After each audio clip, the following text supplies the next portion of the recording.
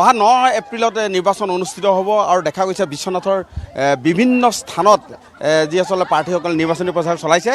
মই এগৰাকী ককা, আপোনাৰ কিমান বয়স হৈছে? 94 বছৰ এতিয়া। কি নাম আপোনাৰ? ফণধৰ শইকীয়া। হয়, আপুনি বিশ্বনাথ দ গাঁৱৰ নামঘৰীয়া নেকি? আগতে নামঘৰীয়া আছিল, এতিয়া বৰ্তমান বেলেগ এজনক দিয়া হৈছে আৰু। যিহেতু নিৰ্বাচন সমাগত, বিভিন্ন প্ৰাৰ্থী আহি আছে, আজি পল্লৱ লোচন দাস আপোনাৰ গাঁৱলৈ আহিছে, কি ক'ব যে নিৰ্বাচনত এইবাৰ কি দেখিছে আপুনি, কি হ'বলৈ গৈ আছে? এইবাৰতো আমি দেখিছোঁ যি আমাৰ বিজেপিয়ে হ'ব, বেলেগ হ'ব নোৱাৰে। আৰু বিজেপিয়ে যিখিনি কাম কৰিছে আমাক গাঁৱৰ এটা উপকাৰ কিটো কৰিলে, যিটো বস্তু আমাৰ ৰাম মন্দিৰ গৈ মানে মছজিদ হৈ আছিলে, সেই মছজিদ আমাৰ বিজেপি চৰকাৰে উদ্ধাৰ কৰিব পাৰিছে, নহ'লে কোনো চৰকাৰে উদ্ধাৰ কৰিব পৰা নাছিলে।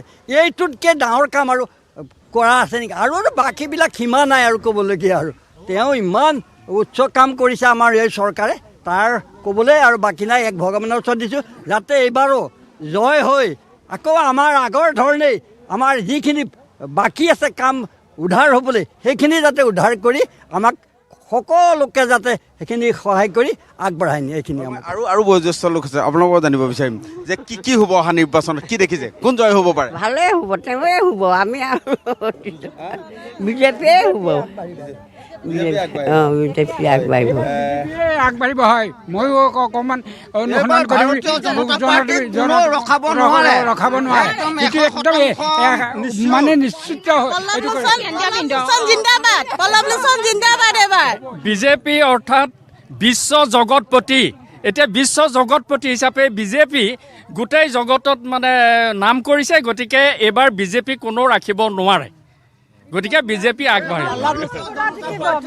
আমি আমাৰ এই বিজেপি চৰকাৰখন আমি সদায় বিচাৰোঁ, আছে, থাকিব, আমাৰ লগত প্ৰতিদিনে থাকিব। আৰু আমি এই বিজেপি চৰকাৰৰ লগতে পল্লৱ লোচন দাস ডাঙৰীয়াক আমি বিপুল ভোটত জয় কৰি লৈ যাম। কি ক'ব মহিলা হিচাপে? মহিলা হিচাপে আমাৰ যিখিনি দিছে, বিজেপি চৰকাৰে যিখিনি দিছে, আমি বহুত ধন্যবাদ। আৰু আমাৰ মহিলাখিনিৰ মানে যিখিনি উদ্যমিতা আঁচনিখিনি যিখিনি দিছে, আৰু তাৰ লগতে বিনামূলীয়া চাকৰিখিনি যিখিনি দিছে, সেই চাকৰিখিনিৰ কাৰণে আমি বহুত ধন্যবাদ দিছোঁ চৰকাৰক।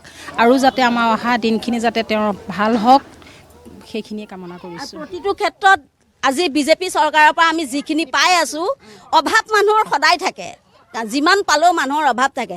কিন্তু মোৰ ফালৰ পৰা মই কৈছোঁ, বিজেপি চৰকাৰে তেনেকুৱা কোনো অভাৱ থাকিবলৈ দিয়া নাই। আমাৰ মুখ্যমন্ত্ৰী ডাঙৰীয়াৰ লগতে নৰেন্দ্ৰ মোদী ডাঙৰীয়াকো আমি ইয়াৰ পৰা অশেষ ধন্যবাদ আৰু সেৱা জনাইছোঁ। লগতে পল্লৱ লোচন দাস ডাঙৰীয়াৰ লগত আমি বিজয়ী কৰি, বিপুল ভোটত বিজয়ী কৰি আমি বিহু নাচিম তেওঁৰ লগত। এই কি দেখিছে আপোনালোকৰ মহিলাসকল কাৰ লগত? আমি বিজেপি চৰকাৰৰ লগত, বিজেপি চৰকাৰৰ লগত, বিজেপি চৰকাৰৰ লগত। আপুনি আপোনালোক কাৰ লগত আছে? বিজেপিৰ লগত, হেমন্ত বিশ্বৰ লগত আছোঁ আমি। পল্লৱ লোচনৰ লগত আমি আছোঁ। বিজেপি চৰকাৰ মামা থকালৈকে আমাৰ হৈ থাকিবই।